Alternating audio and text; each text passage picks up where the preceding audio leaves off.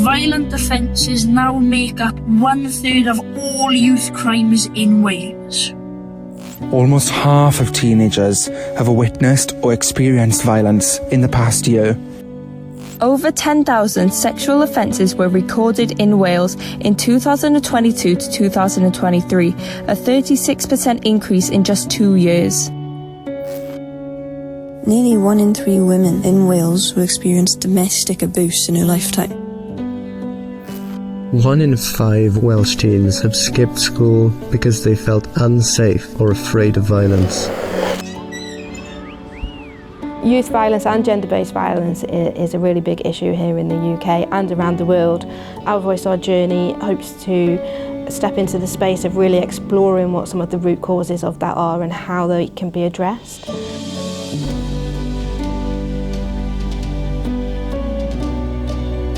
So Our Voice, Our Journey is a new community interest company. So we're a non-profit organisation and we are set up to support young people and communities to help find solutions to tackling violence, gender-based violence and create safer, more equitable communities. Our Voice, Our Journey came about from our TYFE Learning Exchange to New Zealand. We took 8 amazing young people with us, some youth workers. We were exploring New Zealand's approaches to gender-based violence.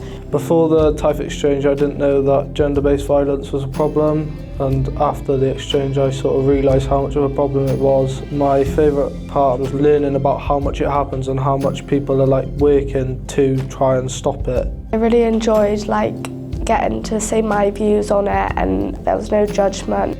One of the key goals of the TYFE trip was to create life-changing experiences for young people. What we didn't expect was just quite how much we'd be inspired and learn from our international partners. We kind of realised that this shouldn't be the end, that we have a responsibility to bring that learning back home, to adapt the approaches and create change here in Wales.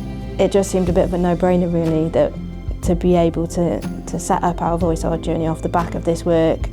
Our Voice, Our Journey, we've got quite ambitious plans for the future. It's an exciting time, we're just at the beginning of our journey and it's really important for us that our journey is informed by young people.